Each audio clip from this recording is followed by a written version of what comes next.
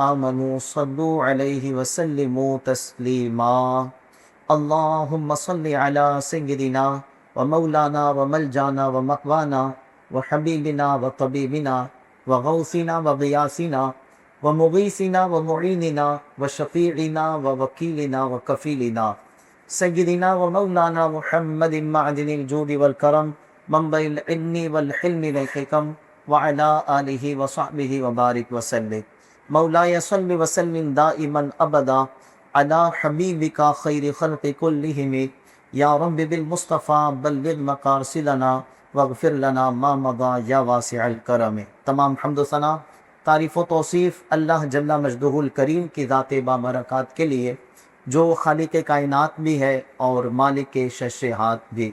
اللہ جل وعلا کی حمد و ثنا کے بعد حضور نبی رحمت، شفیع امت، مالک جنت، قاسم نعمت، سراپا جود و سخاوت، محسن انسانیت صلی اللہ علیہ وآلہ وسلم کے حضور ناز میں اپنی عقیدتوں اور محبتوں کا خراج پیش کرنے کے بعد پیارے پیارے اور محترم اسلامی بھائیو، الحمدللہ ماہ محرم الحرام کی 10 روزہ محافل کا سلسلہ جاری ہے۔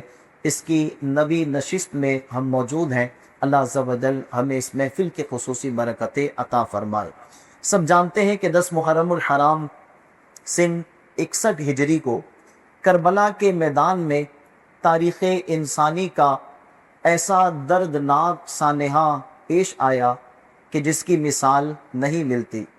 اس روز اہل بیت پاک پر ظلم کے جو پہاڑ توڑے گئے، ان کی کسک دلوں میں آج تک موجود ہے، اور آج بھی کربلا کے واقعات سنتے پڑھتے ہیں۔ وہ اہل کربلا پر پانی کا بند کیا جانا، تپتے صحرا میں جان نثاران کربلا کو بھوکا پیاسا ستانا، حضرت علی المرتضیٰ، حضرت سیدنا علی اصغر رضی اللہ تعالی عنہ کے گلے پر تیر کا چلنا، حضرت علی اکبر رضی اللہ تعالی عنہ کا اپنی بھری جوانی میں داد شجاعت دیتے ہوئے شہادت کو گلے لگانا، نیک خواتین کا اس وقت بھی پردے اور حیا کا خیال رکھنا، اور آخر امام علی مقام رضی اللہ تعالی عنہ کا دین کی سربلندی کے خاطر اپنے سر کا نذرانہ پیش کرنا۔ اس قیامت نما واقعے کو صدیاں گزر گئیں، لیکن آج بھی اس کا ذکر کرتے سنتے پڑھتے ہیں تو عاشقوں کی آنکھیں بھیگ جاتی ہیں اور دل سے آہ بلند ہوتی ہے کہ کاش کہ اس وقت ہم بھی وہاں ہوتے اور امام علی مقام رضی اللہ تعالی عنہ اور اہل بیت اطہار پر اپنی جان کے نذرانے پیش کر دیتے، مگر کریں کیا نصیب میں تو یہ نامرادی کے دن لکھے تھے۔ حضرت علامہ ابن جوزی علیہ رحمہ لکھتے ہیں کہ ایک مرتبہ عمرو بن لیث رحمۃ اللہ تعالی علیہ کے سامنے ان کی فوج جمع کی گئی۔ آپ نے اپنی فوج کی کثرت دیکھی تو دل ہی دل میں ایک غمگین آہ بھری اور کہا کہ اے کاش امام حسین رضی اللہ تعالی عنہ کی شہادت کے وقت کربلا میں موجود ہوتا اور میرے پاس اتنی فوج ہوتی تو میں اپنی جان کو بھی اور اپنی فوج کو بھی امام علی مقام کے قدموں پر قربان کر دیتا۔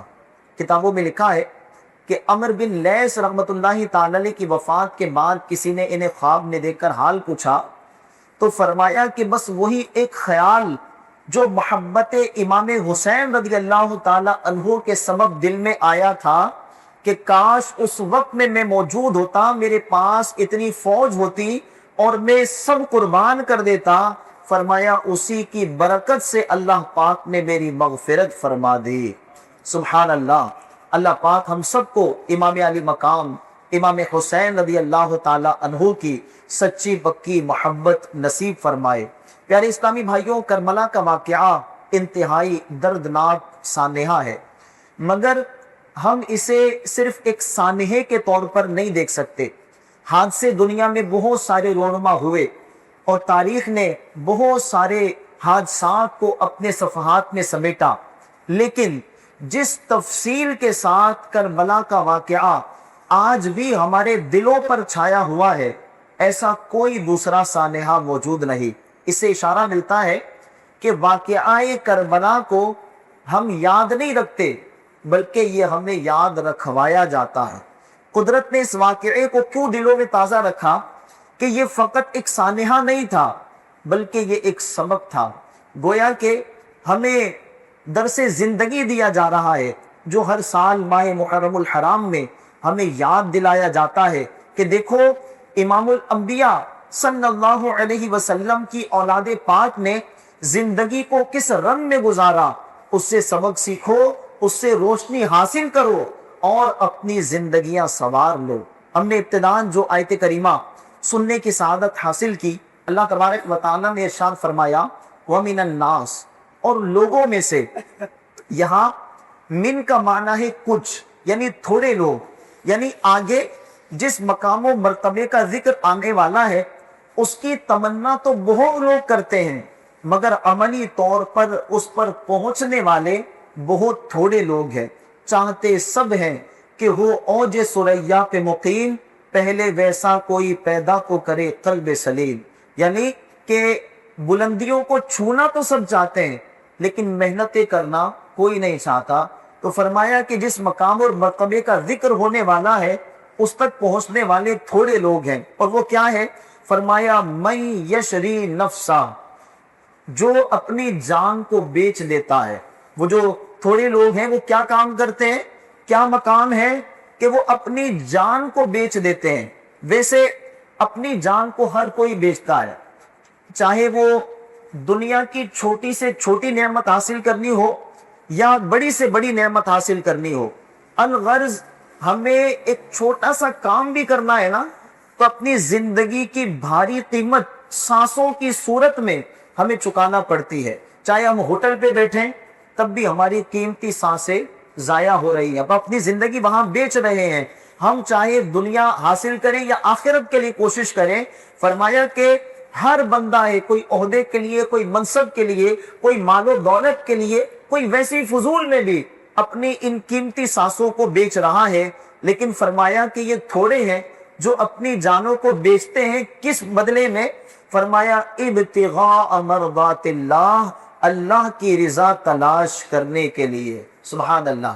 فرمایا جانے تو ہر بندہ بیچ رہا ہے، چاہے بندہ گناہ کما رہا ہے تب بھی سانسوں کے ذریعے زندگی پگھل رہی ہے، چاہے کوئی بندہ دنیاوی منصب کے لیے بھاگ دوڑ کر رہا ہے، سانسوں کے ذریعے زندگی پگھل رہی ہے، چاہے کوئی بندہ قرآن کی تلاوت کر رہا ہے تب بھی سانسوں کے ذریعے زندگی پگھل رہی ہے۔ الغرض ہر بندہ اپنی زندگی کو بیچ رہا ہے، لیکن تھوڑے لوگ ہیں جو اپنی زندگی کو کیوں بیچتے ہیں؟ فرمایا ابتغاء مرضات اللہ، اللہ کی رضا حاصل کرنے کے لیے۔ واللہ رؤوف بالعباد، اور اللہ بندوں پر بڑا مہربان ہے۔ امام علی مقام امام حسین رضی اللہ تعالیٰ عنہ کا ویژن، آپ کی سوچ اور آپ کا مقصد دیکھیں جو اس واقعے کے پیچھے ہے، اس کو مولانا حسن رضا خان علیہ رحمت الرحمن نے کیا خوب بیان فرمایا۔ فرمایا بائے مصطفیٰ بائے خریدار اس کا اللہ مشتری، خوب چاندی کر رہا ہے کاروان اہل بیت، یعنی مصطفیٰ کریم علیہ السلام بیچنے والے ہیں، اللہ تبارک و تعالی خریدنے والا ہے، اور اپنے آپ کو بیچنے کے لیے پیش کون کر رہا ہے؟ اہل بیت اطہار۔ تو یہ کتنا فائدے کا سودا ہے جو اس وقت کربلا معلّہ میں ہو رہا تھا۔ کس مزے کی لذتیں ہیں آب تیغ یار میں، خاک و خوں میں لٹتے ہیں تشنگان اہل بیت، دولت دیدار پائی پاک جانے بیچ کر، کربلا میں خوب ہی چمکی دکانیں اہل بیت، گھر لٹانا جان دینا کوئی تم سے سیکھ جائے، جانے عالم ہو فدا اے خاندان اہل بیت۔ پیارے محترم اسلامی بھائیوں، واقعہ کربلا میں ان قربانیوں کا یہ ایک بنیادی ترین مقصد ہے کہ امام علی مقام رضی اللہ تعالیٰ عنہ کا سفر، آپ کا گھر بار کو قربان کرنا، اس کا بنیادی مقصد کیا ہے؟ ابتغاء مرضات اللہ، کہ اللہ کی رضا تلاش کرنے کے لیے۔ آپ دیکھیں کہ امام حسین رضی اللہ تعالیٰ عنہ نے کربلا کی طرف جانے کا ارادہ فرمایا تو تقریباً ہر طرف سے التجا کی جا رہی تھی کہ امام آپ سفر نہ فرمائیں، کہ کوفے کے لوگ وفادار نہیں ہیں، یہ بے وفا لوگ ہیں، یہ عہد شکن لوگ ہیں، لہذا آپ سفر نہ فرمائے۔ یہاں تک کہ حضرت عبداللہ ابن عباس رضی اللہ تعالیٰ عنہما، نبی رحمت علیہ السلام کے چچا ہیں، امام علی مقام رضی اللہ تعالیٰ عنہ کا بڑا احترام کیا کرتے تھے، لیکن آپ نے پتہ ہے کیا فرمایا؟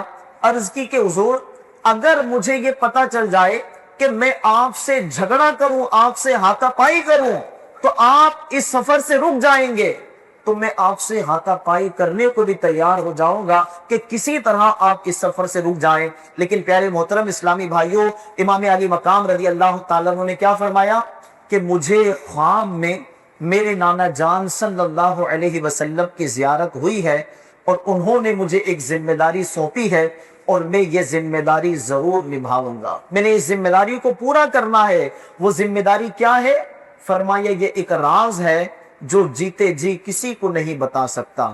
جس نے حق کربلا میں ادا کر دیا، اپنے نانا کا وعدہ وفا کر دیا، جس نے امت کی خاطر فدا کر دیا، گھر کا گھر سب سپرد خدا کر دیا، اس حسین ابن حیدر پہ لاکھوں سلام۔ امام علی مقام رضی اللہ تعالیٰ عنہ جب کربلا کے سفر پر روانہ تھے تو سواری پر بیٹھے بیٹھے آنکھ کو اونگ آئی، آنکھ کھلی تو فرمایا انا للہ و انا الیہ راجعون والحمد للہ رب العالمین۔ پھر کچھ دیر چلے، پھر اونگ آئی، پھر جب بیدار ہوئے پھر یہی جملے ارشاد فرمائے۔ 3 مرتبہ ایسا ہوا تو آپ کے شہزادے حضرت علی اکبر رضی اللہ تعالیٰ عنہ قریب ہوئے، عرض کی کہ میری جان آپ پر فدا ہو، حضور کیا معاملہ ہے؟ فرمایا بیٹا مجھے اونگ آئی تھی، میں نے دیکھا کہ ایک شخص گھوڑے پر سوار ہے اور کہہ رہا ہے لوگ سفر کر رہے ہیں اور موت ان کی طرف بڑھ رہی ہے، میں نے جان لیا کہ وہ شہادت جس کی خبر مجھے بچپن سے سنائی جا رہی ہے اس شہادت کا وقت آ پہنچا ہے۔ اب دیکھیں امام علی مقام رضی اللہ تعالیٰ عنہ سفر میں ہے اور اشارہ بھی مل گیا ہے کہ بس اب وقت شہادت بالکل قریب ہے۔ اچھا یہ بات کس کو بتائی؟ اپنے لخت جگر کو بتائی، نوجوان علی اکبر رضی اللہ تعالیٰ عنہ کو بتائی۔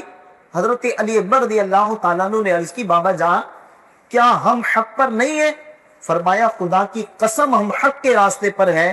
عرض کی بابا جان پھر کوئی مسئلہ نہیں، ہم حق کی راہ میں اپنی جانیں دینے کے لیے اللہ کی رضا پر راضی ہے۔ اللہ اکبر، کیسے نرالے جذبات ہیں۔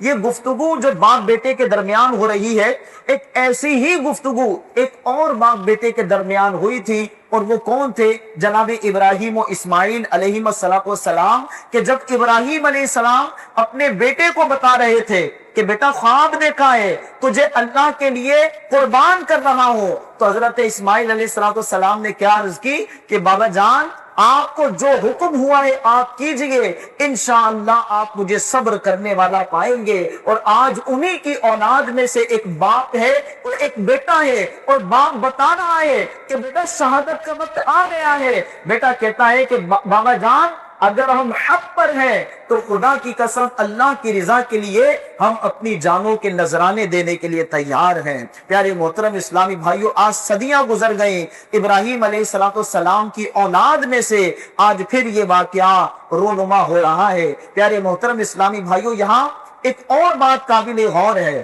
خواب میں کیا بتایا گیا کہ وقت شہادت قریب ہے، آپ لوگ شہادت کی طرف بڑھ رہے ہیں، اور امام علی مقام رضی اللہ تعالیٰ عنہ کی زبان پر کیا آیا؟ انا للہ و انا الیہ راجعون والحمد للہ۔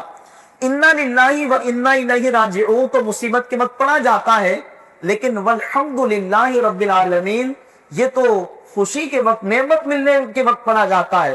پیارے محترم اسلامی بھائیوں، غور کریں اس جذبے پر کہ ایک طرف شہادت ملنے والی ہے، پتہ ہے سب کی جانے جانے والی ہیں، ساتھ میں 6 ماہ کا علی اصغر بھی ہے، نوجوان علی اکبر بھی ہے، اور محمد بھی ہے، قاسم بھی ہے، یہ سارے موجود ہیں، اور پھر باقاعدہ خواتین بھی موجود ہیں. پتہ ہے کہ یہاں کتنی آزمائشیں آگے انتظار کر رہی ہیں. ان آزمائشوں کو پیش نظر رکھتے ہوئے اچھے اچھے بہادروں کے دل ہل جائیں، لیکن امام علی مقام رضی اللہ تعالیٰ عنہ اس موقع پر شکوہ کرنے کے بجائے رب تبارک و تعالیٰ کا شکر ادا کر رہے ہیں کہ والحمدللہ، تمام تعریفیں اس اللہ کے لیے ہیں کہ جس نے ہمیں اپنی رضا کے لیے قبول فرمایا اور ہمارے گھرانے کو اپنی بارگاہ میں شرف شہادت عطا فرمایا. سبحان اللہ. پیارے محترم اسلامی بھائیو، یہ جو کیفیات ہے نا، یہ فقط اس سفر میں نہیں تھی، راستے میں نہیں تھی، بلکہ روایت میں ہے کہ 10 محرم کی صبح